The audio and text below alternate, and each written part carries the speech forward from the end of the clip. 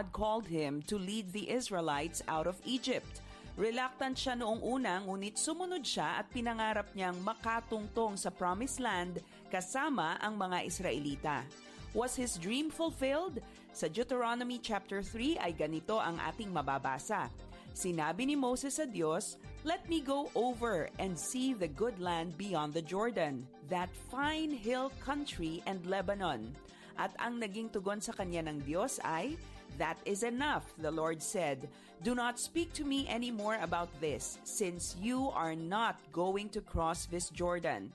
But commission Joshua and encourage and strengthen him, for he will lead his people across and will cause them to inherit the land that you will see."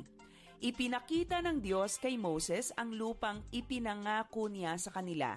Ngunit dahil sa pagsuway ni Moses sa isang utos ng Diyos, hindi siya pinayagang makatungtong sa lupang pangako. You may look at it as a tragic ending, but the story and the dream did not stop there. Sa Matthew 17, sa kwento ng Transfiguration ni Jesus ay mababasa natin ito. There he was transfigured before them. His face shone like the sun, and his clothes became as white as the light. Just then, there appeared before them Moses and Elijah talking with Jesus. The apostles of Jesus saw him standing on the mountain having a conversation with Moses and Elijah. Ang pangarap ni Moses na makarating sa Promised Land ay tila hindi natupad sa lifetime niya, ngunit ito ay natupad sa timetable at kaparaanan ng Diyos. God-given dreams do come true in God's ways and in His time. Tatlong paalala ang gusto kong ibahagi sa iyo ngayon tungkol sa pag-abot sa ating mga pangarap. Una, commit your dreams and your plans to God. Ang sabi nga sa atin sa Proverbs 16 verse 3, commit to the Lord whatever you do, and He will establish your plans. May kasabinghan nga tayong kapag gumawa ka ng plano, lapis lang ang gamitin mong panulat para pwedeng burahin at baguhin ng Diyos. Kapag ibinigay mo sa Diyos ang mga pangarap mo, makaaasa kang higit pa sa kaya mong planuhin at isipin ang kaya niyang gawin. Pangalawa, work hard to pursue your dreams. Ang pangarap na hindi nilalapatan ng gawa ay daydreaming lang. Kung seryoso ka sa mga pangarap mo, handa kang magsakripisyo at magtrabaho para matupad ito. You make adjustments in the way you use your time and resources so that your dreams will be fulfilled. At panghuli, your dream may be bigger than you. Isipin mo rin na may mga pangarap na sobrang laki kaya ang katuparan nito ay hindi natin lubos na makikita o mararanasan sa lifetime natin. Maaaring ang mga ginagawa mo ngayon ang siyang magiging pundasyon ng katuparan ng mga pangarap mo na bubuuin ng mga taong susunod sa iyo. Gaya halimbawa ni King David, it was his dream and desire to build a temple for God, but it was Solomon, his son, who fulfilled it. Ngunit ginawa pa rin ni David ang lahat ng pwede niyang gawin upang ihanda para kay Solomon ang pagsasakatuparan ng pagbuo ng templo para sa Diyos. Tandaan mo, ang pangarap na Diyos mismo ang naglagay sa puso mo ay mangyayari't mangyayari sa kanyang paraan at panahon. Para sa Pro Tips, ako si Maloy Malibiran sa Lumbides. Be a blessing in the workplace today. Since 1948, the good news of Jesus Christ goes out to Filipinos across the islands and around the world through Far East Broadcasting Company Philippines. In Mega Manila through 702 DZAS AM, Agapay ng Sambayanan, and 98.7 DZFE FM, The Master's Touch. In Santiago City, Isabela through 1143 DZMR AM, Missions Radio. Legazpi City, Albay, Care 104.3 T-Way FM. And Quezon, Palawan, 106.3 DZRK FM, Radio Kapitbisig. In Tacloban City, 97.5 DYFE FM, Unang Tugon ng Pamayanan. Bacolod City, 1233 DYVS AM, The Sweet Voice of Salvation. And Cebu City, up 987 DYFR FM, Life Changing. In Cagayan de Oro City, 103.3 The New J. DXJL FM, your positive choice. Zamboanga City, 1116 DXAS AM, your community radio. Cotabato City, 106.9 DXGR FM, Radio Gandingan. Coronadal City, 1062 DXKI AM, your friendly voice. Davao City, 1197 DXFE AM, the Good News Radio. And also through our online streams and mobile apps. FEBC Philippines. Until all have heard.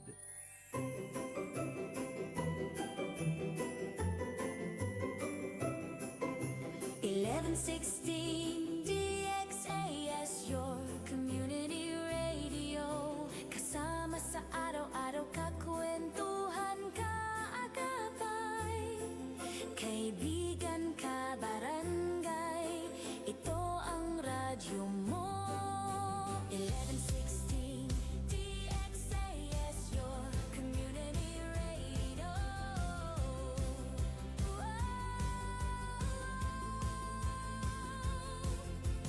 1116 DXAS, your community radio.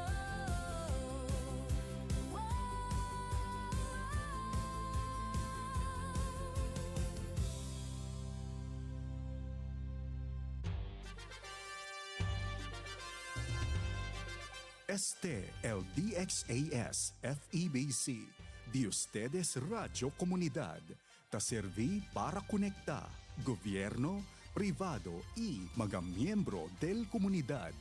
DXAS 1116, de ustedes Radio Comunidad.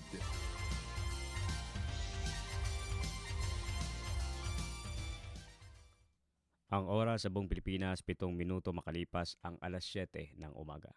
Alamin ang mga kaganapan at mga pinag-uusapan sa Zamba Sulta. Makibalita at makibahagi sa pagbabago at pag-unlad. Oras na, Zamba Sulta!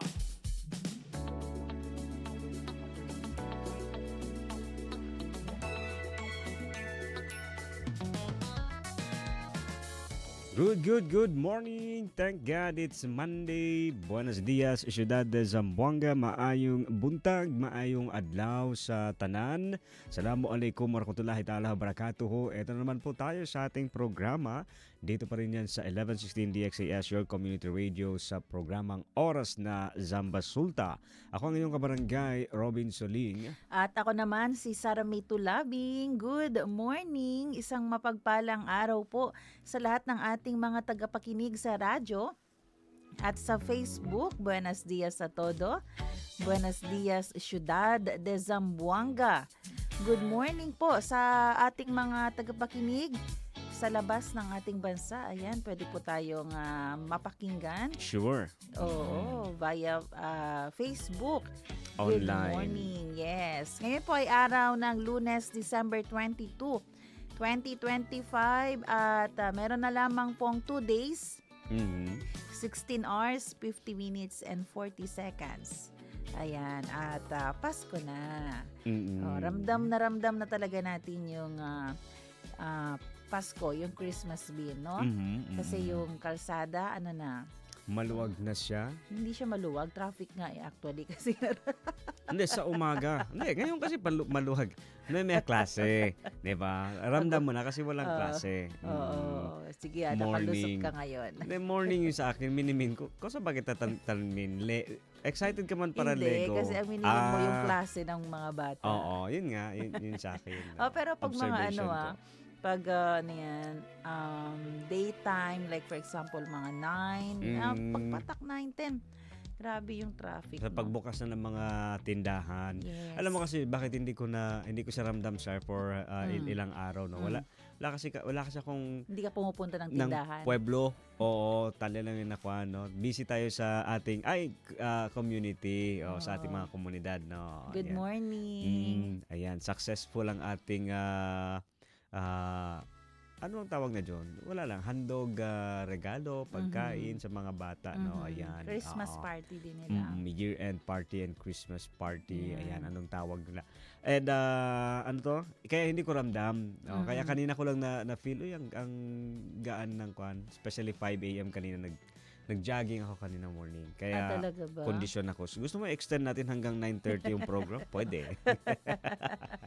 Oo. Oo. Meron akong puwersa. Pero dito sa Putik, alam mo yung gising na lahat ng mga tao. Kasi nga, di ba, kasi sila tala maakel, simbang, ano yan? Misa de Misa Gal. de Gal. Oo, Oo. Misa Kanina de din. Kaya Gallo. sabi ko, ang daming naka-forma na sila. Oo, no? di ba? Early man ng LD Lakwa. Diyan ako saludo sa ating mga kaibigan na Katolik. Kasi kahit madaling araw, 3 a.m., 5 a.m., andyan yan sila. Talagang nag-church. Pero yung sa ibang mga churches natin, nag-11 na lang, nag-benediction na lang minsan si pastor. Dumating naman. Ay, yung pumasok siya, nabasa ang buhok niya. Paglabas niya, basa pa rin buhok niya. Sana ma-encourage Baka maraming tayo. gumagamit ng CR. Oo. Baka uno lang kami ng CR. Alam niyo lang. Sige na lang. Oo. Pero yun nga, na-encourage natin na sana tayo din kung ano yung makukuha natin sa ibang tao na magandang attitude o magandang pag-uugali, gayahin po natin. Diba? To glorify God. Sige po, oras natin, alas 7:12 ng umaga. Samahan niyo po kami dito sa ating programang Oras na Zambasulta para po yan sa 1.5 oras ng balitaan, impormasyon at inspirasyon. Ayan, sali po kayo mga kabarangay sa ating usapan kung kayo may mga tanong, komento, mensahe, mag-text sa ating text line sa 0916-296-6625 o kaya mag-comment sa ating Facebook page sa 1116 DXAS, Your Community Radio. Ayan, batiin naman po natin yung mga nagpa-birthday.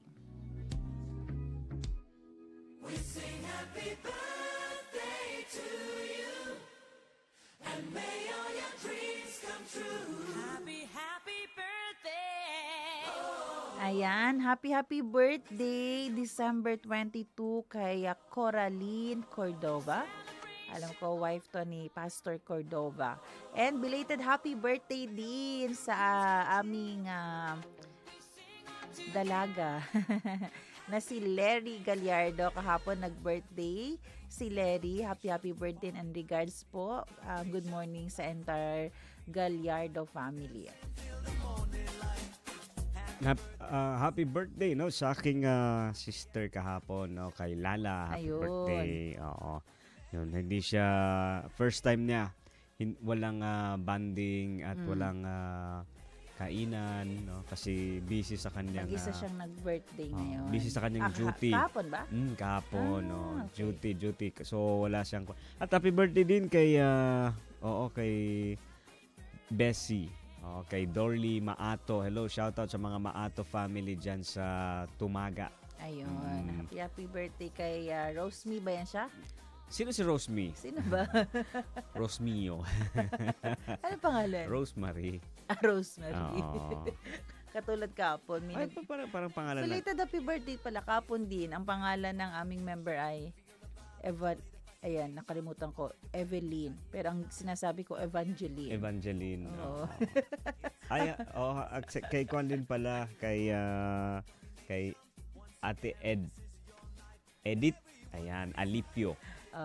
Happy birthday po sa inyo. Good morning pala kay Ma'am Mife. Buenos dias po.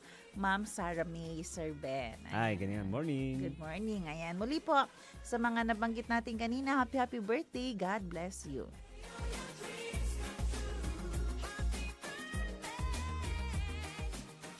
Salita at tanong ngayon.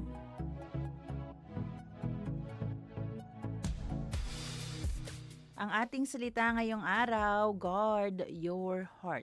Sa Pilipino, ang puso mo'y ingatang mabuti. Na Chavacano, guardia di tuyo corazon. Sa tausog, Jagahi marayaw in pangatayan mo. At Bisaya, ang pingi, ang imuhang o ang imong kasing-kasing. Tanong po natin, paano nyo iniingatan ang iyong puso? Proverbs chapter 4 verse 23, above all else, guard your heart, for everything you do flows from it.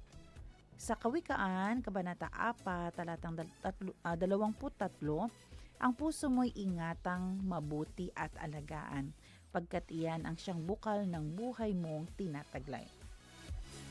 dito Bino sa aking binabasa na ang parang ano tawag dito, reflection ba to or interpretation nila. Mhm. Bakit kailangan na ingatan ng ating puso? Dahil dito manggagaling kung ano ang lalabas sa pagkatao mo. Mhm. Ang sabi dito, yung heart natin ay deceitful, 'di ba? Nasabi rin niya sa Jeremiah 17:9. Sa ating puso manggagaling din kung ang isang tao ba ay mabuti. Mhm. Kapag mabuti, good ang lumabas sa kanya dahil yun ang nanggaling sa puso niya. Pero kung may evil things na lumabas sa kanya through his or her mouth, dahil yun din ang laman ng kanyang puso. Kaya naman, hindi pwedeng pagkatiwalaan lagi kung ano ang laman ng ating puso. Mhm. Kasi nga, masyado itong vulnerable or kaya sabihin natin yung pwedeng iba yung nararamdaman mo sa kung ano talaga ang tama. 'Di ba? Iba yung akala mo tama ito pero hindi pala. Pwedeng ganyan ang maging laman ng ating puso. Kaya sabi sa verse natin ngayon, you should guard your heart. At saka alam mo sir, no, yung sinasabi nilang manifestation, 'di ba? Lalabas at lalabas kasi yun sa alam mo akala mo kasi na kumbaga parang tinatago mo naman, 'di ba? Hindi naman nila malalaman, hindi naman nila unless kahit naman operahan ka, hindi pa rin man makikita ano yung nararamdaman mo, 'di ba? Ano lang yung status ng katawan mo, yun, 'di ba? Kasi I think, 'di ba? Ito talaga ikaw ang expert dito kasi ikaw yung may guard your heart. Oo. Hindi dapat ako parang feeling ko nga wala ako sa posisyon para magsalita tungkol dito eh. Kasi wala kang Ewan ko, hindi ko kailangang i-guard ang heart ko. Hindi no kasi I mean kidding aside. wow. Hindi no kasi yung etong malaking factor talaga sir. No? Alam mo yan yung isa nagpapa-interest sa akin especially sa psychology. Di ba? Kapag may kahit natutunan mo yung basic, matututo ka talaga kung paano mo dadalhin, paano mo tatratuhin, di ba? Paano mo dadalhin ang sarili mo, paano mo rin tatratuhin yung ibang tao, especially kapag alam mo at saka hindi naman na master pero yung nga yung sabi kapag nabantayan mo na mabuti yung heart mo, no? Alam mo yun at saka ewan ko lang no, nakakapagtaka bakit yung iba kinakaya nila or pinipilit nilang kayanin na dalhin yung halimbawa yung bitterness, di ba? Bitter ka sa better life ng iba, halimbawa lang ganun ba no, bitter ka sa better income ng iba. So, ang nakakapagtaka no kasi na-experience natin 'yan. Siguro sa mga nakikinig no na siguro may mga tinatago pa tayo ngayong mga bitterness, mga hatred, pero 'di ba napagdaanan natin lahat. Oo, ako especially no ako napagdaanan ko sa yung mainggit ka sa iba. Oh, mainggit ako sa coworker ko pero hindi sa iyo. Oo. Kay Kuya Pons pa siguro. Oo. Ano naman kainggitan ko sa'yo? Hindi, di ba? Parang alam mo yun. Pero mahirap Maya siya. ka lang. Mahirap. Malisod. Pero nakakapagtaka, no? Paano kaya nakakayanan ng iba? Ikaw? Oo, kasi Hanggang kailan mo kinakaya? yung alin? Yung bitterness or yung betterness? Yung bitterness hanggang kailan kinakaya? Hindi ko alam kasi, di May ba? bitterness ka pa ba ngayon? Alam mo, Bin? Hindi, wag mo na makambia ang topic. Hindi. Alam mo, may na-realize kasi ako. Sige daw. Oo. Di ba yung ibang tao, sasabihin nila, hindi naman ako bitter. Wala naman na akong galit. Pero doon ko naintindihan yung isang verse din, yung somewhere sa Psalms, yung sabi niya, search me, God, and know my heart. Kasi kahit tayong tao, yung pag may mag-a-advise sa'yo na ikaw lang nakakaalam kung anong laman ng puso mo. No, not all the time alam ng tao ang laman ng puso niya. So akala niya minsan nakapagpatawad na siya. Minsan akala niya hindi na siya galit. Akala niya minsan hindi na siya bitter. Pero pag nakita niya pala yung taong iyon, magti-trigger lahat. Mm. So not all the time alam mo yung Alam laman mo, ng puso yung, mo. yung stats. Oo. At saka yung sabi ko kanina, no, yung manifestation, makikita pa rin siya, no? At saka yun yung advantage na para sa akin, no, advantage siya, sir, kapag pag may ibang tao na nag-remind sa 'di ba? Alam parang, uy, yung mukha mo, 'di ba? Yung itsura mo, bakit yung ganyan? So yun doon papasok yung parang, okay, search me. 'Di ba? Search me, oh God. Parang anong nangyayari sa akin? Bakit ako so 'di ba? I mean, dapat nandun din sa iyo yung openness, no? Kumbaga parang pag may masakit sa iyo sa katawan mo, gamutin mo. Hindi mo siya parang numalang deha lang ay chale yan, no? Okay lang sa rabyaw yo kunele, bahala yan, di ba? Oo. Kasi kung hindi natin i-surrender sa Panginoon yung searching ng puso natin, I remember, di ba, yung time ni David, dahil sa desire niya doon sa wife ng ibang tao, 'di ba? Dahil sa laman ng puso niya, na akala niya tama, nagustuhan niya yung babae, sino ba 'yun? Si Bathsheba. Oo. 'Di ba inangkin niya ito? Na hindi, Oo, tapos hindi no, kanya, no? parang nabuntis ata yun si Bathsheba, ang ginawa niya para hindi ma-expose yung ginawa niya. Yung asawa ni Bathsheba ay nilagay niya sa front line para una mamatay doon sa gera. 'Di ba? So, ano nangyari sa kanya? Nirebuke siya. So, kaya yun po yung sinasabi natin, hindi lahat ng gusto ng ating puso ay tama. Oo, at kailangan bantayan ito dahil kung hindi, yung ending mo, makakasira ka ng relationship ng ibang tao, masisira din yung reputation mo, yung integrity mo, and of course, magkakaroon ng gap ang relationship mo sa Panginoon. Kaya nasabi ni David that time, nung na-realize niya na may conviction na evil na pala yung nagagawa niya, ang sabi niya, create in me a pure heart, O God, and renew a right spirit within me. Maganda yung attitude, di ba, na pag may conviction na, luhod ka na. Surrender ka na. Lumuhod ka na, Bin. Oo. Ngayon na, nagpo-programa pa tayo. Lego yan lang. Lego yan lang. Okay, program pa yun. Kailangan yung program hindi, tsaka, alam mo, sir, no, eto nga sinasabi natin, 'di ba, parang yun yung question ko lang, no, bakit minsan, bakit natin pinipilit kayanin kung pwede namang bitawan? Pride. Kaya minsan ito yung nagko-cause ng dito yung tayo nagkakaroon, at saka ito yung Keberto, no? Sabihin ko pa sana Keberbo. Nabisto tuloy tayo na nasabi ko. Wala tayong respeto minsan. Hindi, I mean, hindi, pasensya na po, no? Kuha lang tayo, basic lang. Huwag ka na magpaliwanag. Ano to? Ito yung, hindi, sabihin ko sana, amazing ba, no? At saka honestly, ito yung Na-amaze ka kasi kaya niyang i-hold ang bitterness? Hindi, na-amaze ako kasi, di ba, yung gaano tayo kamahal ng Panginoon, no? Na parang, alam mo yun, lahat ng nakakasakit, dapat hindi mo pinipilit na itago, di ba? Kumbaga parang, yung bitterness kasi, magkakasakit cancer, di ba? Papayat ka. Hindi papangit ka. Oo. Hindi na, wag na, sobra naman. Yung pagkasabi mo papangit ka, parang diin na diin sa sa'yo. akin talaga yun, na parang hindi naman papangit, no. Stress ang mukha. Hindi na ma-display. Di ba? Mas maganda. Kasi nga pangit, kaya hindi mo display. Pero at least magaan yung kwan ko, di ba? Kaya nga hindi ka namin dinidisplay. Oo, no. Kaya wala tayong camera. Joke lang. Pero yun nga, lalabas yan kabarangay, no? Kaya minsan magtataka tayo na parang, bakit wala akong gana hindi naman mabuhay, pero wala akong gana mag-perform ng mga bagay-bagay na, alam mo yun, mga daily routine.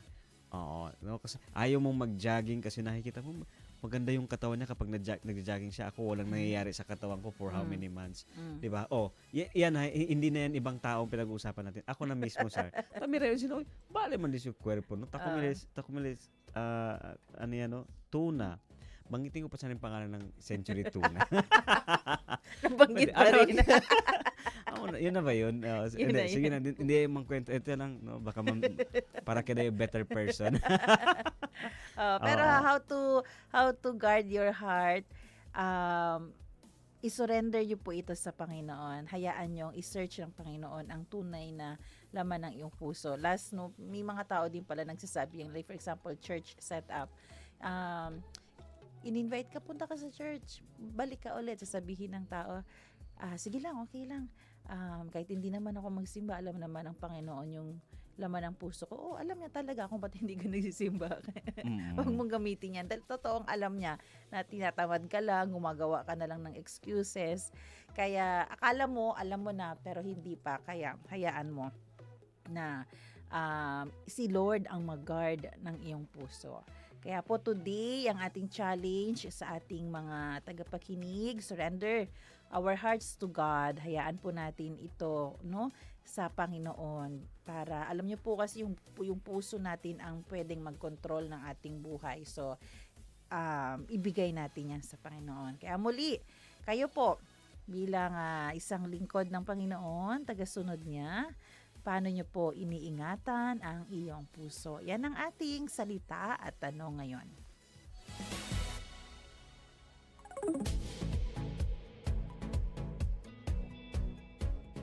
Mga gawang kabutihan para sa bayan. Marapat ipamalita yan. Mabati ang mabuti. Bawat buhay ay mahalaga. Isang ligaw na hedgehog ang ligtas na na-recover sa Puerto Princesa matapos piliin ng mga nakakita rito ang tamang gawin. Matapos matagpuan ng isang tricycle driver ang hayop sa BM Road, hindi niya ito inuwi o ibinenta. Sa halip, ipinagkatiwala niya ito kay Gerol Sablario na agad naman nag-turnover ng nasabing hayop sa mga otoridad. Dinala ito sa Wildlife Monitoring Office sa may Puerto Princesa City International Airport at kalaunan ay inilipat sa Palawan Wildlife Rescue and Conservation Center para masuri at mabigyan ng angkop na pangangalaga. Bagaman hindi itinuturing na nanganganib ang nasabing hayop, ito naman ay isang exotic wildlife at protektado ng Republic Act 9147 kaya bawal itong alagaan o dalhin ng walang permit.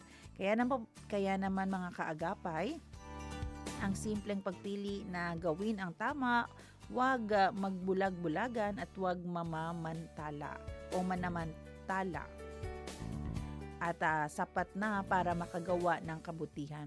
Kapag wildlife ang usapan, ang pinakamabuting tulong ay ang ipaubaya ito sa mga tamang ahensya.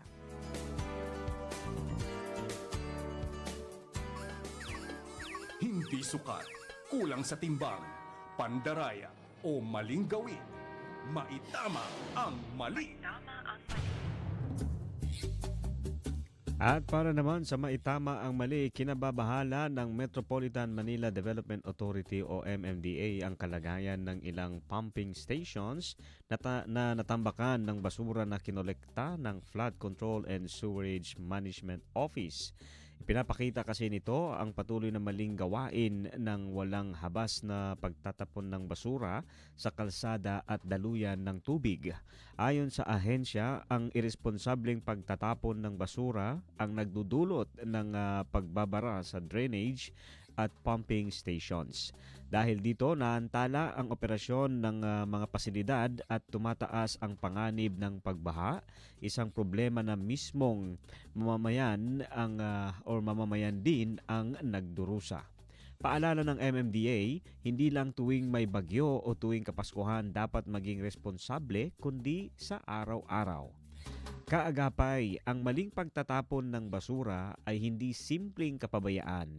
Ito ay may kapalit na panganib at pananagutan. Tandaan na ang disiplina ay hindi optional, ito ay responsibilidad.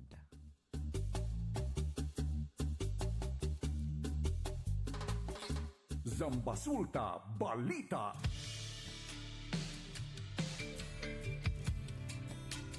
Oras natin mga kaibigan, alas 7:30 na ng umaga. At para po sa ating balita, sugatan ng isang 21 taong gulang na lalaki na kinilalang si Necius Retutar Enriquez matapos barilin sa Barangay Bolong, Zamboanga City bandang alas 9:40 ng gabi noong December 20.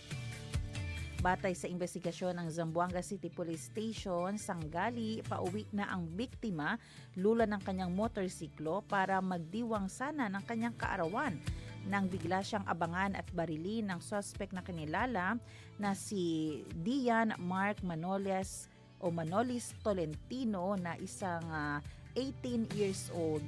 Sa kabila ng tinamong gunshot wound sa kanang braso, personal pang nakahingi ng tulong ang biktima sa himpilan ng pulisya bago siya agad itinakbo sa pinakamalapit na ospital. Tumakas naman ang suspect kasama ang isang hindi pa kilalang kasabwat sakay ng isang motorsiklo patungong MCLL Highway matapos ang pamamaril. Na-recover ng mga otoridad ang isang basyo ng bala sa pinangyarihan ng krimen. Nasa kustodiya naman ng mga otoridad na ang suspect. Zambasulta Balita. Sugatan ng isang 52 years old o 52 anyos na pasahero, si Jane, at 38 or 38 years old na driver na si Sunny Boy matapos silang barilin ng hindi pa nakikilalang suspect sa barangay Sunrise, Isabela City, bandang 11 a.m. or 11 ng umaga kahapon. Ayon sa Isabela City Police Station, minamaneho ni Sunny Boy ang isang tricycle lulan si Jane nang biglang sumulpot ang isang armadong lalaki at pinagbabaril ang mga biktima.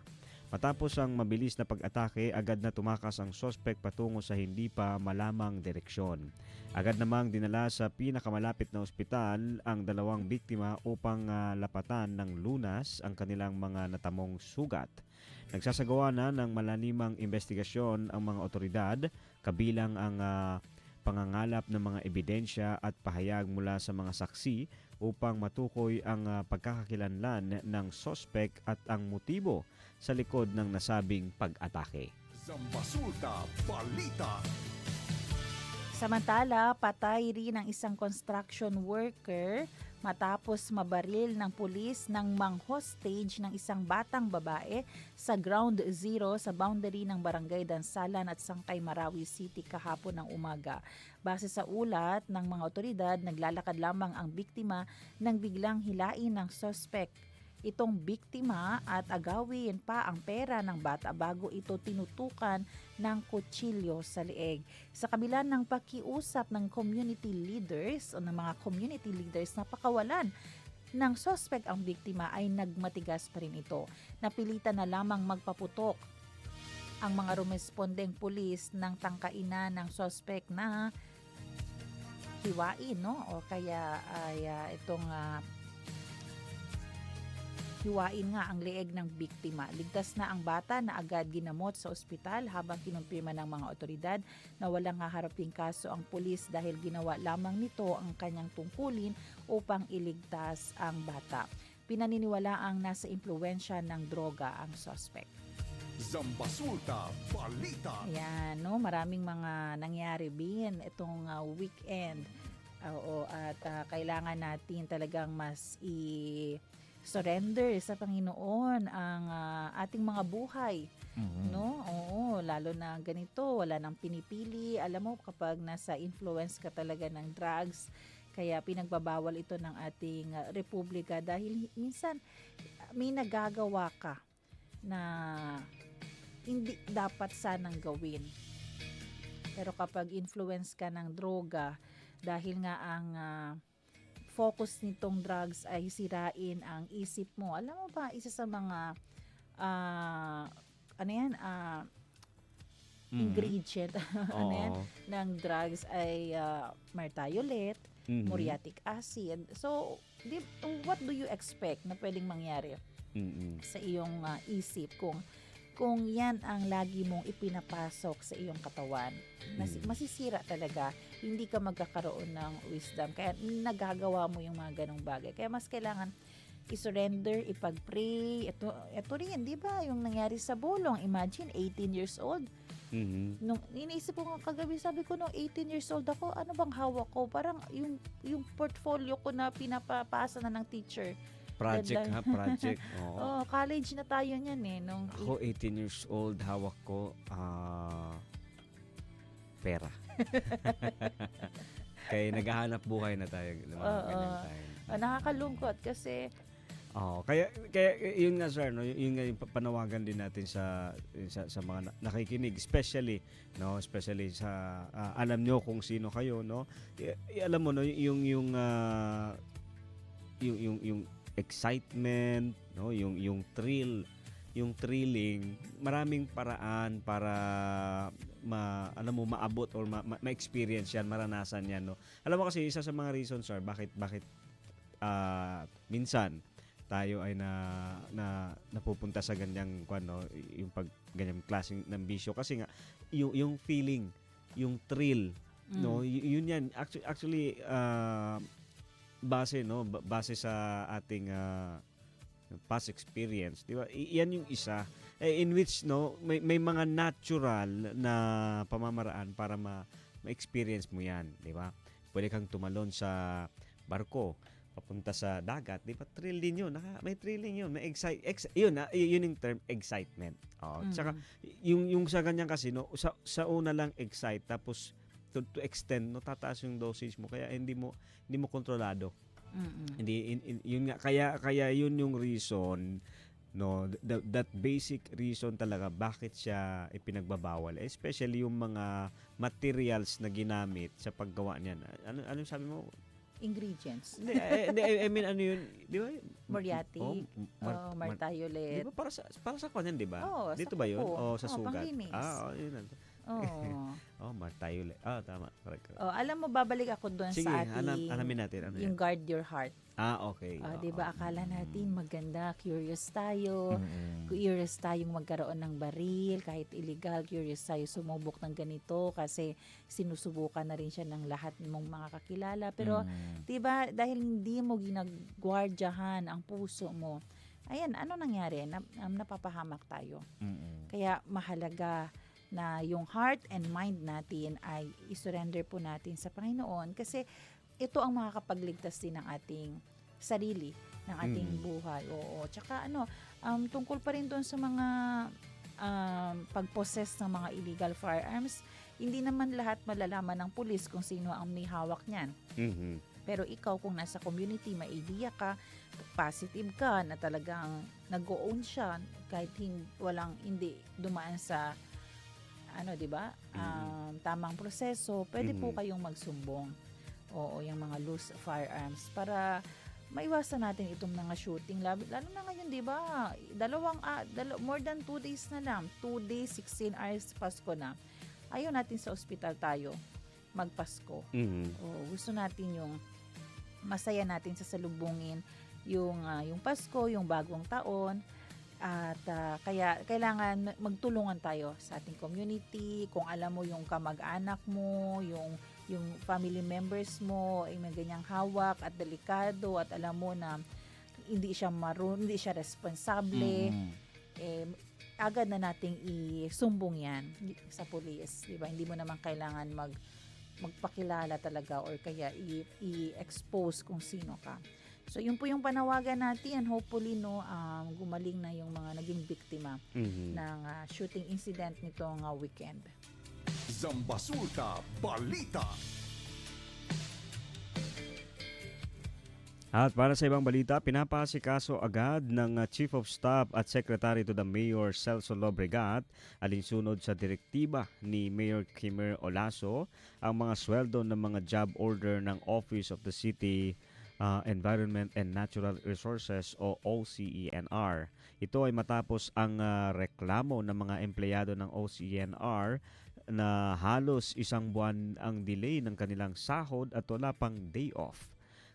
Kaya naman nitong hapon ng Sabado, Disyembre 20, nagpatawag agad ng pagpupulong si Lobregat sa City Hall kasama sina City Accountant Joanne Hamili, City Human Resource and Management Officer Marinid Tingkang, Assistant Boboy Talabok at OCNR Acting Head Jerry Polisco. Pinaliwanag naman ng pamunuan ng OCNR na kaya nadidelay ang sweldo ng mga JOs o job orders ay dahil maraming empleyado ang hindi nakakapagsumite sa oras ng kanilang daily time records at accomplishment reports. Sa kabila nito, inatasan ni Lobregat ang mga departamento na tukuyin at ayusin ang mga sanhi ng mabagal na proseso o pagproseso ng dokumento upang masiguro na hindi na mauulit ang ganitong sitwasyon sa hinaharap. Zambasulta Balita. Yung nadiscovery dyan ng ating City Councilor Sir Ray Bayona Bayogin, kaya nadidelay din ang sweldo ng mga, actually hindi lang ng mga taga-OCENR. May mga ibang departamento din dyan sa LGU, sa City Hall na delay din ang sweldo. Pero ang mga taga-OCENR lang ang matapang na pumunta ng City Council Para mag-complain. para mag-complain. O siguro takot yung iba. So yung isa na discover dyan nila Sir Ray ay pack one pack all pala yan. O like for example, kung may isa hindi nakapagsumite, madadamay ang lahat. Okay. Oo, 'di ba? Aki ka natun, si eto hindi to pwede man submit, eto lang no ay sweldo. Sa kanila siguro another way para lahat ay magsama-sama na magpasa ng report on time, kailangan maging responsible ka kasi kung hindi madadamay Yung iba. Kaya lang yung iba siguro hindi din talaga na ipapasa ng mabuti ang kanilang DTR. Kaya ganyan. Pero ang update yan, na bayaran na ang kanilang sweldo noong November, parang kalahati na lang ngayon ang hinihintay. O parang yung December 1 to 15 na lamang na sweldo ang wala. Kasi nabayaran na yung November 16 to 30. Oo. So panawagan natin, no, lalo na po ngayong Pasko na. Sana po ay agad natin ito maasikaso, mabigyan ng agarang atensyon. Kung nakelyo, start agayud mo be, man kompleto dila AR, accomplishment report, dila DTR, na sila kanila lang numaman sweldo, kay sila man patarda-tarda. Pero may nababasa rin tayo na yung reklamo sa pamunuan naman o hindi daw binibigyan talaga ng atensyon na maasikaso yan lahat. So sana maging responsible po tayo. Alam nyo po kasi may pinapakain niya sila na pamilya. Imagine nyo wala nang day off. Tatrabahaya sila kasi kulang ang personnel ng OCENR. So parang around 30 lang sila. Kabar sila Talimpia, El Entero, basura kina syudad. Na dapat nga, 'di ba, kung sasabihin natin na lang sana yan sila, yung polishing na lang sana, pero minsan sila talaga ang naglilinis ng basura ng ibang tao. Tapos malalaman natin hindi pa on time ang kanilang sweldo. Kaya panawagan po natin una sa mga tao. Maging responsable kayo sa inyong mga basura. Tingnan nyo, may ibang tao naglilinis para sa inyo. Kahit sabihin natin binabayaran niyan sila ng gobyerno, pero kung kita lang era, 'di ba? Taputa kita basura according na onde kayo debe buta, hindi yan sana sila mag-overtime. 'Di ba? Hindi mas masakit na wala ka nang day off, delay pa ang sweldo mo. Yung panawagan naman natin sa head ng HR, ng HRMO or ng head department nila, na baka hindi effective yung pack one, pack all. Akil hindi takpas dila DTR on time, kanila no mamandaman sweldo. Kaysa todo mandamay, imagine to, kwanto pamilya hindi pwede kome. Kay por causa lang na 1, na 2, na 3, hindi tapas sa imbonamente. So, baka kailangan ibahin po yung strategy. Numaya lang man pack one, pack all. No? Mahirap yun Kasi di ba, etong pamilya, imbes masayang sasalubungin ng Pasko, hindi na lang, kay nadamay dahil doon sa isa na hindi nakapagpasa on time ng DTR accomplishment report. So, baguhin po ay na praying na ngayong Cuando Bel Pascua, sa Dias 24th Wednesday. Oo, sana naman may maihanda sila. Hindi na nga nagkakasya ang 500 pesos. Yan pa kaya wala ka talagang sweldo. Diba? Pinoproblema mo na nga paano magkakaroon ng magandang Noche Buena sa 500. Kasi nakil nuwega yun to. Mhm. o para gasta. So yun po yung ano natin. Panawagan natin. Oo, mahirap po lang sweldo. 1 month. Mhm. So uutangin nila yun bin Mhm. para makasurvive. Pagkarating no after 1 month, sabihin natin may sweldo, wala rin yun. Dadaan lang din yun sa kamay nila kasi ibabayad din Mhm. sa utang. So, yun po yung panawagan natin, no. Maging responsable tayo from HRMO, from head at doon mismo sa mga empleyado. Zambasulta Balita. Oras natin mga kaibigan, 7:45 ng umaga at para po sa ating update no sa um, holiday break. Ito po ang ating announcement tungkol po dito. Magpapatupad po ng series of suspension ng trabaho at holiday para po sa mga kawani ng pamalaan simula sa huling bahagi ng Disyembre hanggang sa unang linggo ng Enero 2026. Ayon po sa anunsyong base sa Proclamation number 1006 at 727, suspendido ang trabaho sa December 29, araw po yan ng Lunes, at January 2, araw yan ng Biyernes. Ang mga sumusunod naman ay ang mga mahalagang petsa sa nasabing break. December 30, araw po ng Martes, yan po ay Rizal Day, so regular holiday. December 31, Wednesday po yan. New Year's Eve, special non-working day. January 1, Webes po yan. New Year's Day, regular holiday. Alam mo, Bino, actually, nasa 9 na araw ang total rest ng ating mga government employee. Wow. Oo, kasi Sabado pa lang wala ka ng 27, depende 28. pa. Kung ngayong week magkakasakit ka pa, Mhm. sa 26 pa lang sick leave ka na, dire-diretso talaga. Just pilog, ha? Oh, pero magandang magandang way to rest ito para pagbalik mo next year. Government employees ito. Ganado, ganado ka. Ayan po. Oras natin 7:47. Rollback po tayo this week sa ating price gas. Mhm. Diesel po, lalaro sa 1 peso to 30 centavos to 150. Ang decrease sa gasoline, 80 centavos to 1 peso. Decrease per liter po yan, ha. Kerosene, 1.60 centavos to 1.80 centavos per liter decrease. At yan po ang ating mga balita para sa araw na ito. Magbe-break tayo sandali pero huwag kayong bibitaw dahil sa ating pagbabalik ay makakasama po natin si Sir Josel de Guzman, co-founder and co-lead convener Scamwatch Pilipinas, at si Miss Heidi Bernardo Sampang para pag-usapan yung babala tungkol sa 12 scams of Christmas. Kami po ang inyong mga lingkod, Sara May Tulabing. At ang inyong kabarangay, Robin Suling. Magbabalik ang oras ng Zamba Sulta dito lang sa 1116 DXAS Radyo Komunidad.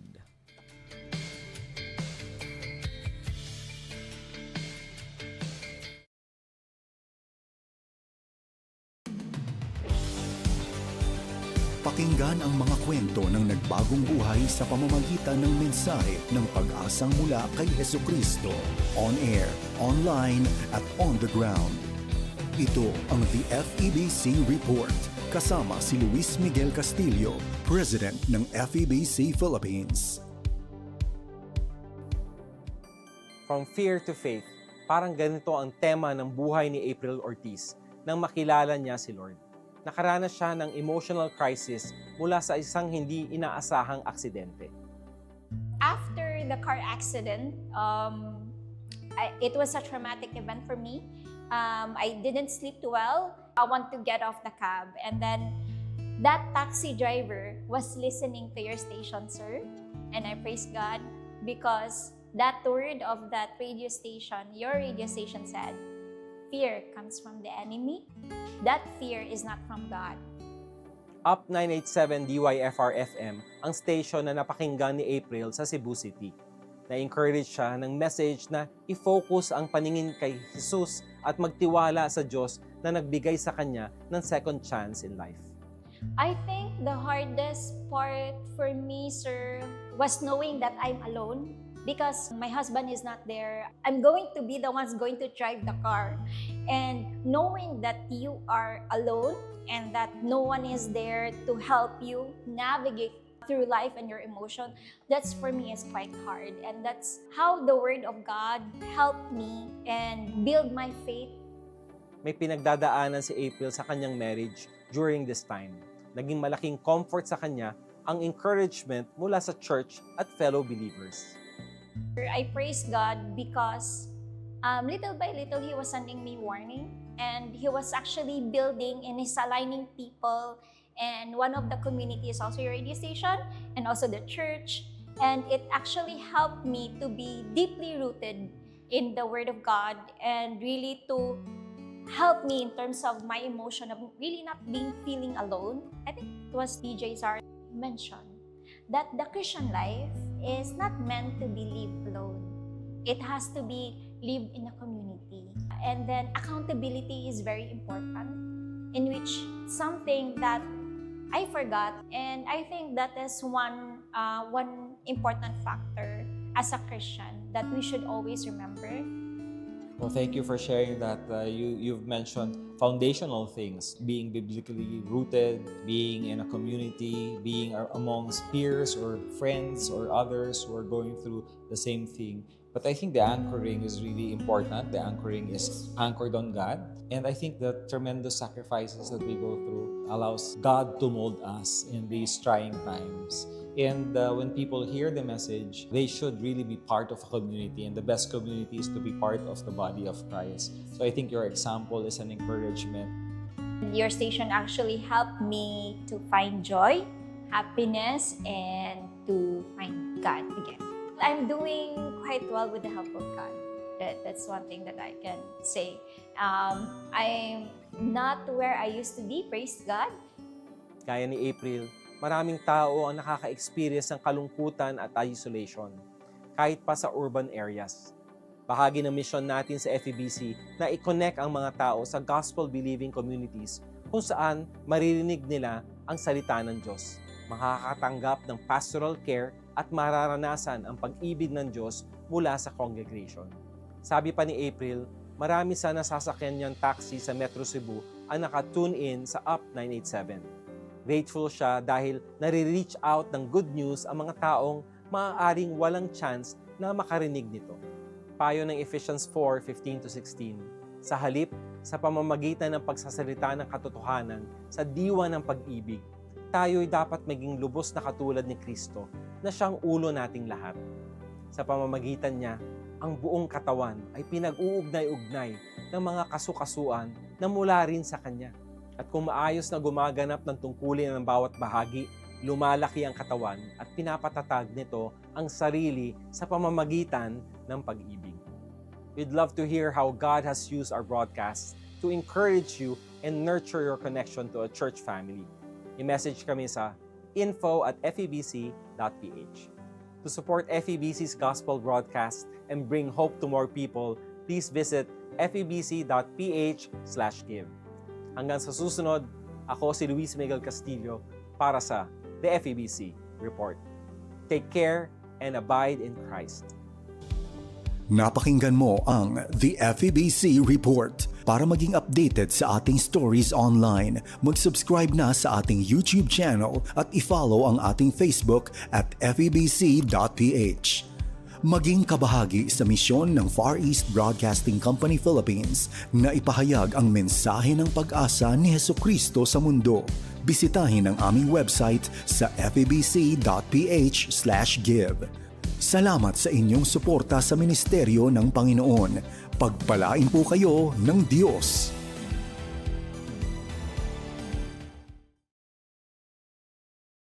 Tuiga pero wala na tuman? Maka-disappoint, diba? Daghan ta og plano bahin sa career, asa magbakasyon, and other aspects sa atong life. Apan usahay, dili gyud mo sabay sa atong gusto. But when God makes plans, they never fail. Sa wala pa matawos si Jesus, God already revealed His plan pinaagi sa balaod, sa mga propeta ug sa mga salmo. Nga moabot ang usa ka manluluwas aron magdala og paglaom ug kaluwasan sa kalibutan. The people didn't expect him to arrive in a humble manger or to give his life for others, but every promise was fulfilled, just as God said it would be. Gipahinumduman kita sa Luke chapter 24, verse 44. Everything must be fulfilled that is written about me in the law of Moses, the prophets, and the Psalms. This Christmas, we celebrate the proof that God's plans are perfect and His promises never fail. This is your FEBC Radio, communicating Christ in our world. Oras na, Zambasulta!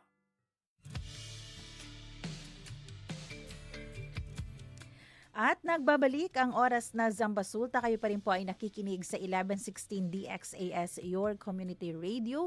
Muli ako po ang inyong lingkod, Sara May Tulabing. Ang DXAS ay isa sa mga himpilan ng Far East Broadcasting Company at kasapi sa kapisanan ng mga broadcaster ng Pilipinas. Ang FEBC ay isang non-profit, non-commercial at donor-based radio station. At dahil po sa katapatan ng ating Diyos at sa inyong partnership, tayo ay nagpapatuloy sa paghatid ng mabuting balita ni Kristo. Inaanyayahan namin kayong maging bahagi ng ating radio ministry. Pwede nyo pong iscan ang ating QR code o kaya ay mag-deposit sa ating bank accounts para sa inyong donasyon. At para ma-acknowledge namin ang inyong donasyon ay mag-message po kayo sa amin. Muli, maraming salamat sa inyong partnership at God bless.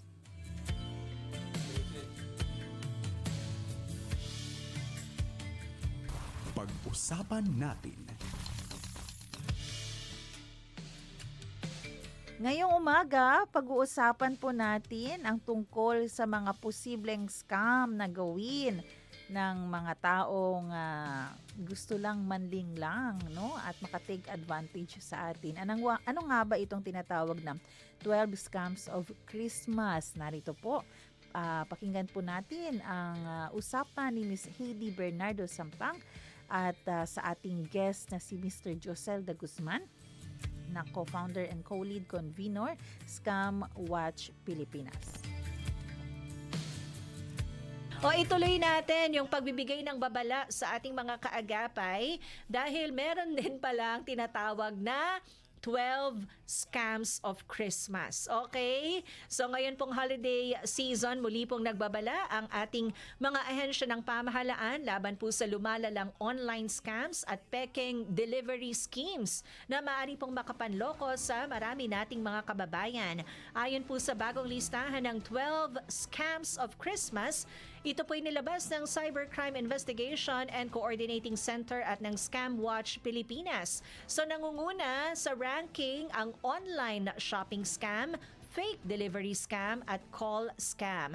Para po matutunan natin paano ba maiiwasan yung mga ganito kasi sayang ang pera, 'di ba? Lalong-lalo na kung binayaran mo na Reggie.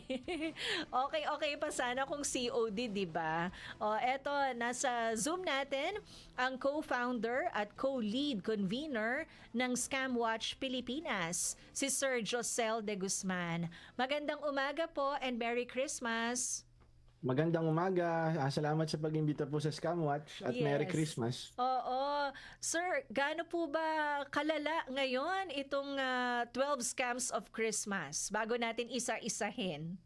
Well, yung 12 Scams of Christmas, nilagay lang namin yan para at least mapansin talaga. Kasi nga, yung 12 scams na to, hindi lang naman tuwing Pasko nangyayari, all year round. Kumbaga, depende sa buwan, depende sa panahon, nagbabago yung ranking. So nagkataon ngayong Kapaskuhan, nagsimula yan noong October, ang talamak talaga yung online shopping scam at saka yung delivery scam. Kasama na yung call scam. Magkakakonect kasi yan dahil alam niyo naman tayo mga Pilipino, kahit na sabihin mong medyo matagal yung pag-celebrate natin ng Pasko, may mga bumibili na ng mga pasalubo, mga regalo ng maaga. Meron din naman yung mga nagra-rush. So noong October nagkaroon ka ng 11/11, noong October nagkaroon ka ng 10/10, noong November nagkaroon ka ng 11/11. Then nagkaroon ka ng Black Friday, tapos nagkaroon ka ng 12/12 recently, di ba? So ngayon, nandito na tayo sa phase ng mga last minute shopping naman. Kasi nung unang panahon, nung hindi pa tayo digital, pumipila tayo sa mga sa mga bazaar, sinusuyod natin ano ba yung mura. Kasi gusto natin maging Santa Claus, bilang mga Pilipino, gusto natin maging Santa Claus, gusto natin namimigay lagi, di ba? So, pero syempre sa pamimigay na yan, gusto natin yung quality, hindi lang basta-basta. So dito, nung nagkaroon na nga ng digitalization, mas napadali at naparami yung option at mas mura. At dahil medyo marami nang gumagawa nito, marami na rin yung scam. Ibig sabihin, may pera. So unang-una dyan yung online shopping scam. Kaya ang babantayan natin dito,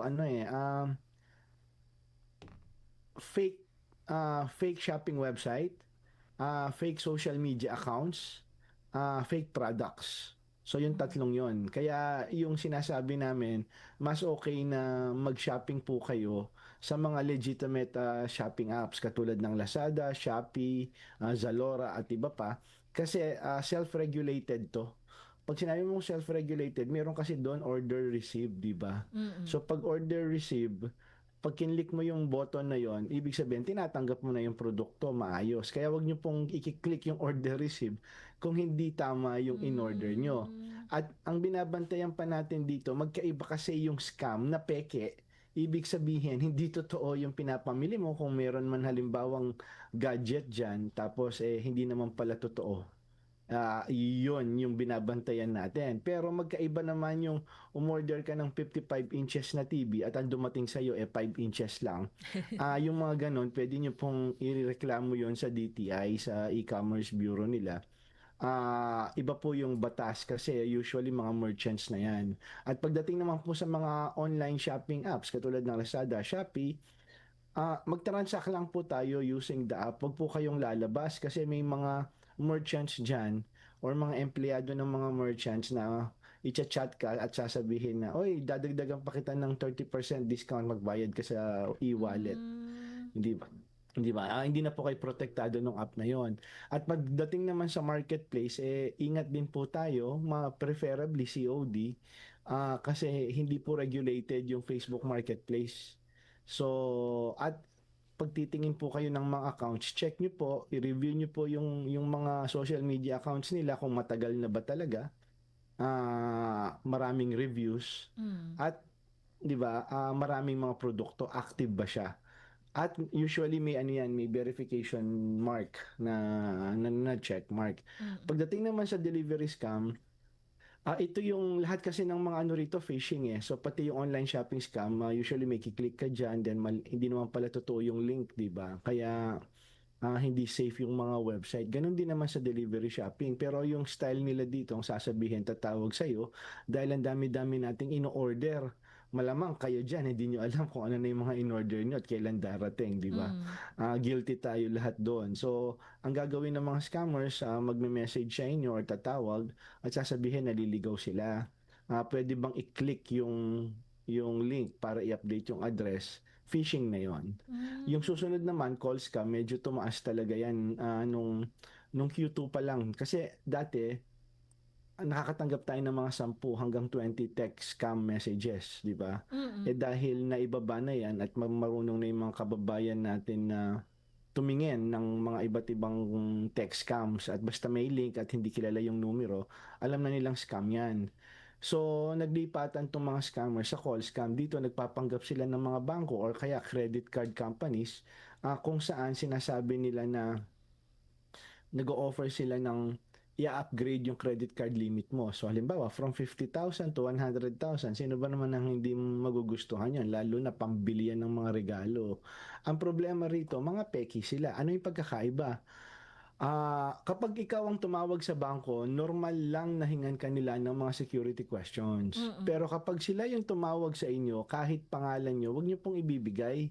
Kasi nanghuhuli po. Dalawa pong klase yung call scam. Yung random, pag sinabing random, huhulihin ka, oy, meron ka bang credit card? So sasabihin mo BDO or BPI at doon i-access na nila, magtatanong na yan, social engineering ka na diyan. At ito po yung pinaka red flag.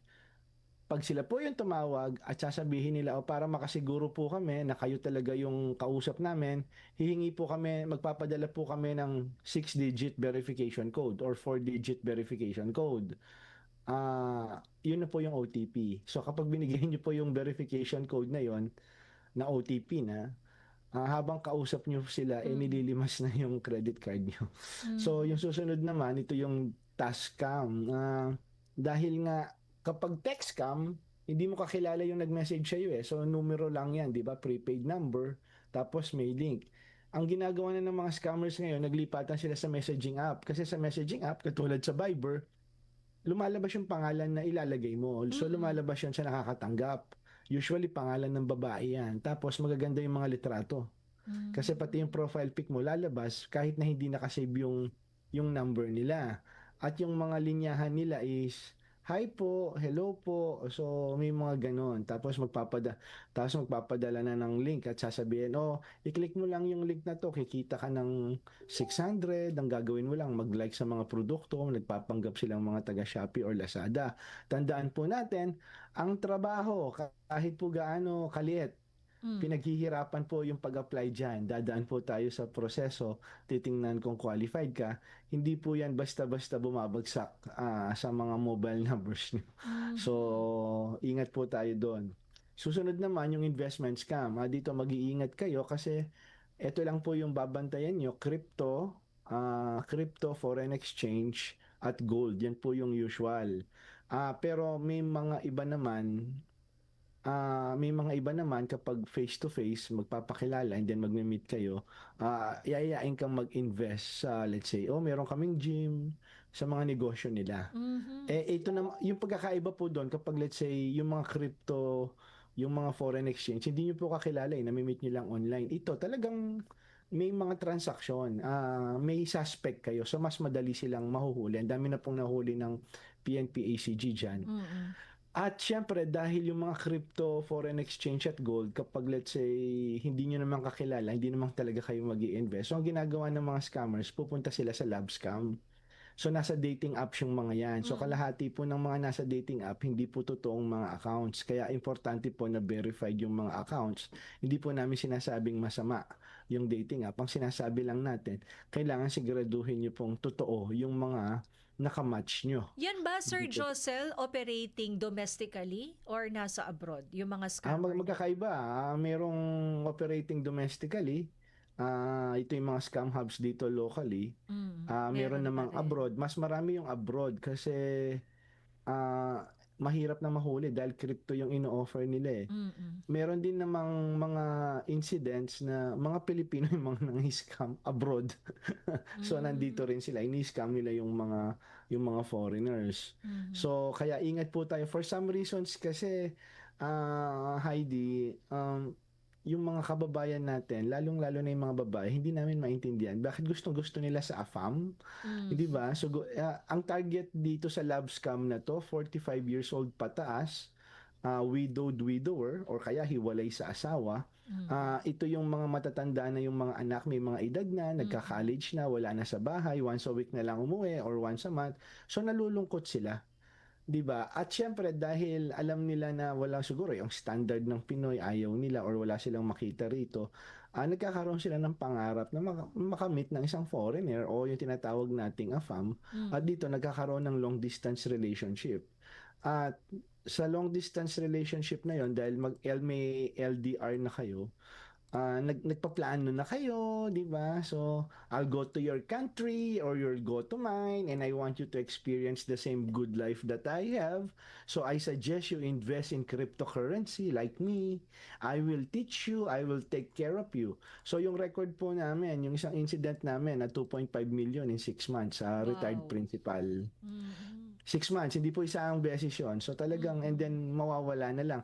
Meron namang isang incident na akala nung isang retiree din, guwapong Turkish yung kachat niya. Buti na lang po, nahuli ng Bureau of Immigration. Retired Nigerian pala. So, ingat po tayo sa love scam.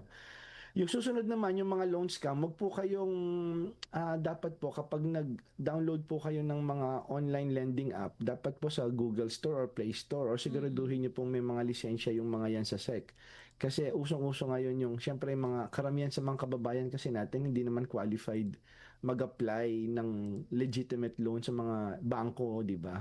So, ang daming hinihingi. So, yung mga loan na to, ang pinag-uusapan natin dito, Diyos ko, nasa 1,000 to 5,000 lang. Mataas na yung 10,000 na loan. So, ang problema rito, grabe yung interest. So, halimbawa, maglo-loan ka ng 5,000, 2,500 lang yung matatanggap mo kasi ang daming kaltas. Tapos, pag dinownload mo pa yung app, may access sila sa address book mo. At pag hindi ka nakabayad sa first payment pa lang, Diyos ko, magme-message na yan doon sa address book mo at para ipahiya ka at sabihin na ikaw ay may utang. At may mga investment pa to, nag-i-invest sila kasi pag hindi ka nakabayad, yung iba nagpapadala ng mga corona ng patay sa bahay, di ba? Grabe. So, pwede nyo pong i-report yan. Harassment na po yan. Marami na pong naipasara si PNP, ACG dyan. So, pag ganun po, ang recommendation ko po, wag po nating patulan kasi sayang. Hindi po siya worth it. Kung kailangan po natin ng pera, hanapin po talaga natin yung mga legitimate, mga bangko. Lending. Kung hindi po kayo qualified, mga kaibigan, pero wag po kayo mauutang sa messenger. Puntahan nyo po pag uutang kayo. Wala pong masama doon. And then yung susunod naman, bakit nyo kailangan puntahan? Kasi yung susunod, impersonation scam. Ang dami naming nakuwang mga reports na ang umuutang sa kanila ay mga nanay nila, kapatid, di ba, asawa, girlfriend, anak. Tapos, hindi pala sila yon. Ito yung impersonation scam. Kasi dapat binabantayan nyo po yung mga Facebook accounts nyo. So, wag po kayong basta-basta magkiklik ng link sa mga messages na hindi nyo kakilala kahit gaano pa kaganda o kagwapo yan. Kasi yan po yung start ng mga hacking, di ba? Pag na-hack po yung Facebook nyo, i-take over po nila. Ang una po nilang gagawin, i-message lahat po ng mga mini-message nyo sa messenger at magpapanggap po silang sila. At ito yung mga linyahan dyan. Halimbawa, ang tawag ko kay Ate Heidi, ate with age, ate. Pautang ng 25,000.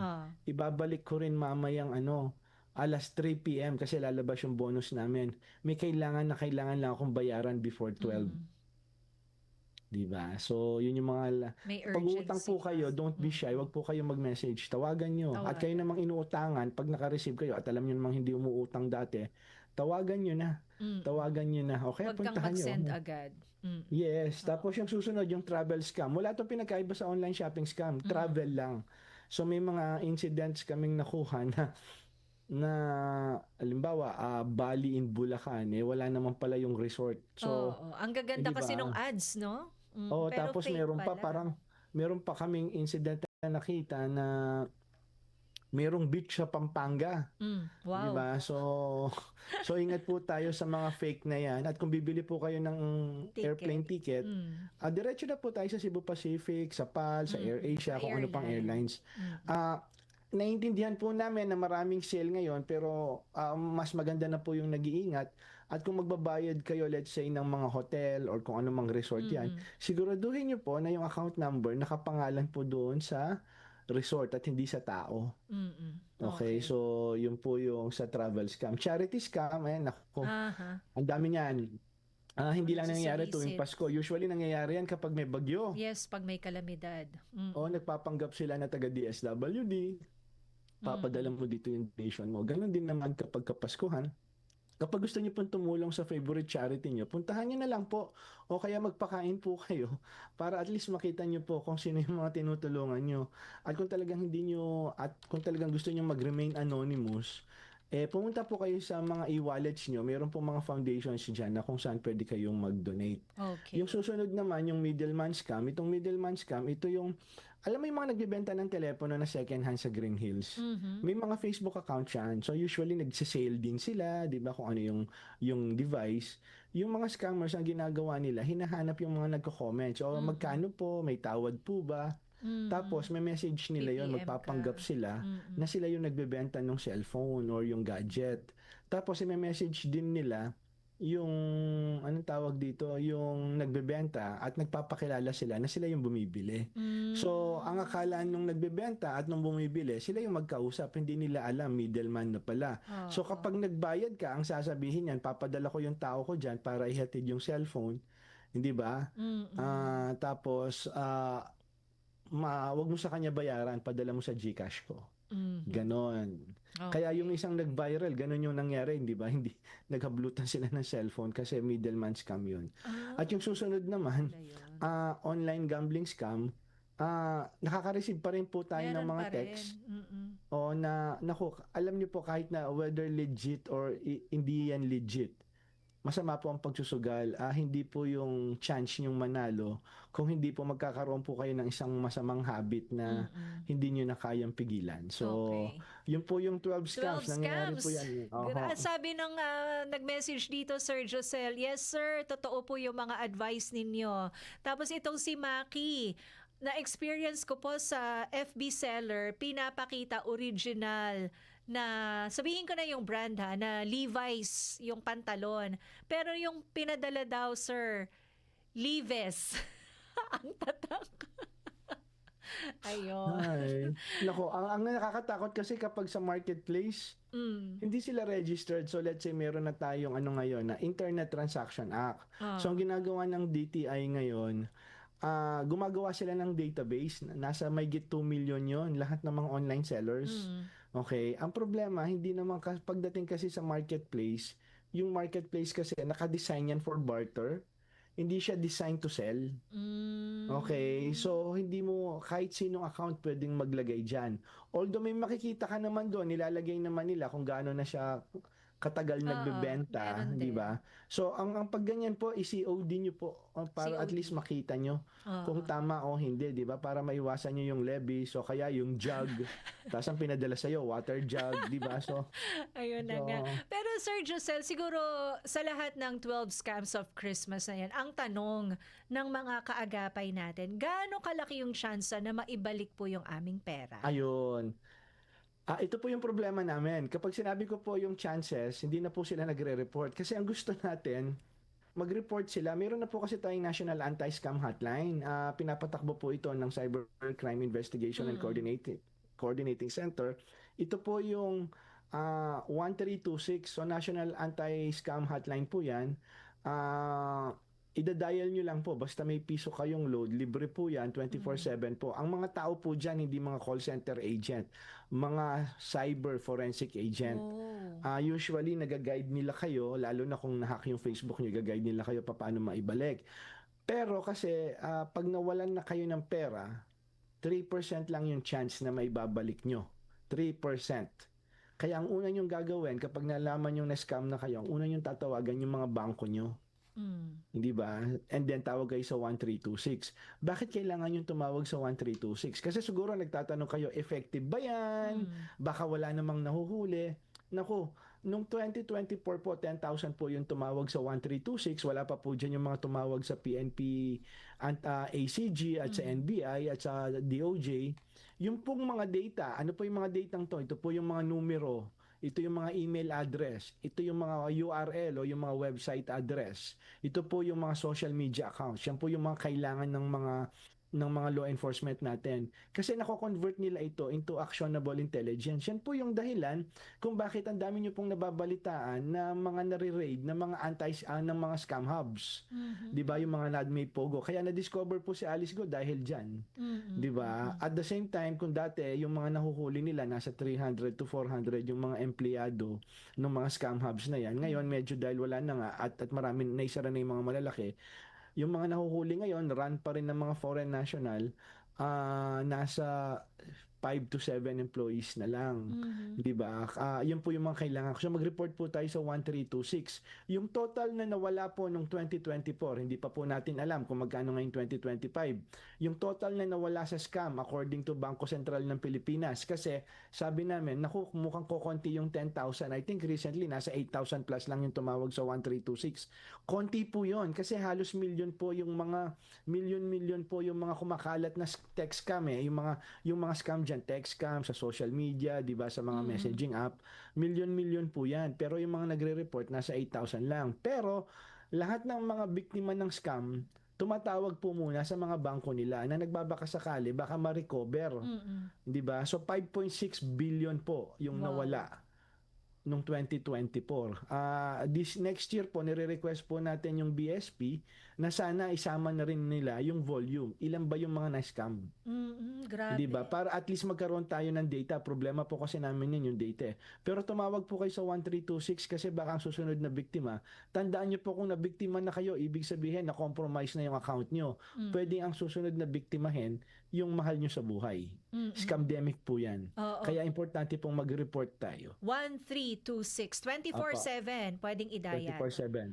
Okay. And yung sinasabi nga po natin, ang liit ng tsansa na maibalik yung perang pinaghirapan.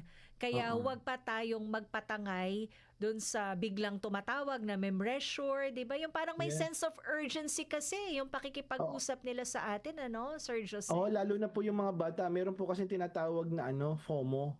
Fear of missing out. FOMO. So minsan ipe-pressure ka niya, may sale. Halimbawa, iPhone 17 Pro Max. Kailangan ibilin mo na siya in 1 hour. So ang presyo po noon 90,000. Okay? 90,000, ganun po kamahal yung iPhone Pro Max. Hindi iPhone pa 1 17 Pro tera Max. yon. Oo, tapos anong tawag dito? Pag nakita nyo 25,000 lang. Wow. Magduda na po kayo. Kasi sasabihin ko po sa inyo, yung kidney, yung biruan, bebenta ko yung kidney ko para makabili ako ng iPhone. 60,000 lang po. Kulang pa po kayo ng 30,000. So, hindi po kayo mabubuhay na kapag binenta nyo yung dalawang kidney nyo. So walang kaya po, iPhone 17 Pro Max na 25,000. wala po. Oo. Pagtugod, kaya po yung tinuturo namin yung attitude yung apat na attitude. Kasi napakarami ng mga scam, hindi na tayo makasunod. So, ano yung attitude na to? Number 1, yung magdamot. Wag po kayo, ang ninanakaw po kasi sa atin, personal information. So, wag po tayo mag-share ng personal information. Wag nyo pong ipapakita yung mobile number nyo. Yan po yung access nila sa e-wallet nyo. Wag nyo pong ipapakita yung email address nyo kasi baka yan po yung access nila sa mga digital bank accounts nyo. Pag may bago po tayong lisensya, passport, or mga ticket, wag po nating ipagmayabang sa social media. Yung susunod naman, magduda, pag too good to be true na, di ba? Yan yung iPhone, nasa 20,000, 5,000. Magduda po tayo. Ganun din kapag may mag-offer ng investment na babalik yung pera mo na 100% in 1 week or 2 weeks. Magduda po tayo. Yung susunod, yung pinaka-paborito ko, yung mga snub. Tinuruan tayo ng mga nanay at tatay natin na huwag tayong kumausap sa mga hindi natin kakilala. Pero eto tayo, kinakausap natin halos lahat. Inaaway pa nga natin yung mga hindi natin kakilala sa internet. So kapag hindi nyo po kakilala, may tumawag po sa inyo, may nag-message po sa inyo, kahit na may pangalan pa yan, pag di nyo kakilala, isnabin nyo na. At yung pinakahuli, ito yung magsumbong sa 1326. So, ugaliin po natin magsumbong sa National Anti-Scam Hotline. Nako, informative ng ating kalahating oras, Sir Josel, at na-equip po, I hope na mai-apply ng ating mga kaagapay lahat po ng mga sinabi ninyo dahil nakakapanghinayang. Diba? Biruin nyo ang laki ng nawala po sa bulsa ng mga kababayan natin. 2024 kaagapay 5.6 billion pesos. B po yun. Billion pesos. Nako, Sir Josel, maraming salamat. Merry Christmas. Mabuhay po Merry kayo. Christmas po. Sana po'y makausap ulit namin kayo dito sa DZAS. Opo, anytime po, tawag lang po kayo. Yan, para maipalagana po natin yung mga ganitong napapanahong impormasyon at maging alisto at malay ang ating mga kaagapay.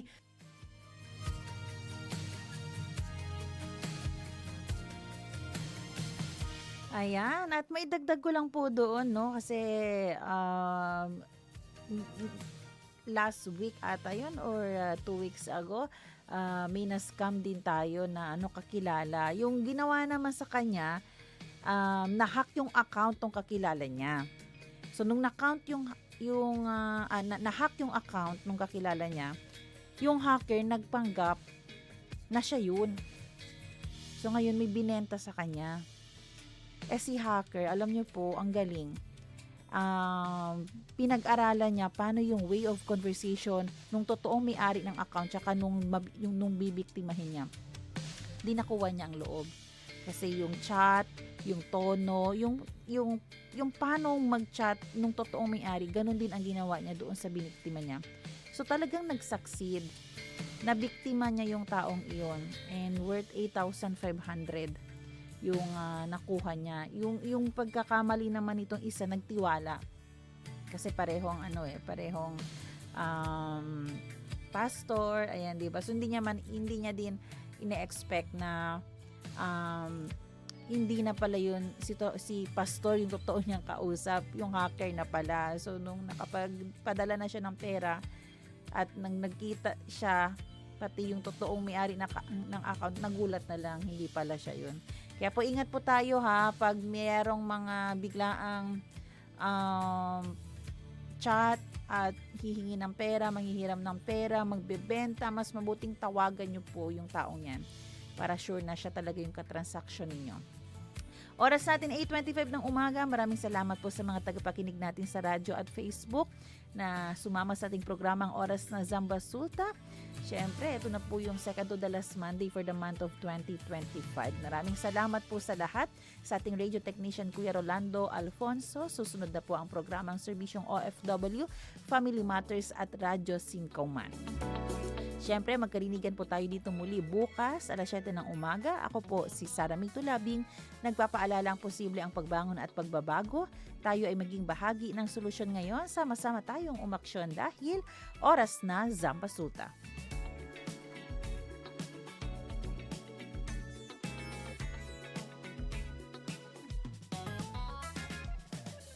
Inyong napakinggan ang programang Oras na Zambasulta. Para sa mga komento, mensahe o suhestyon, tumawag o mag-text sa 0916-296-6625 o sa 0998-844-1410.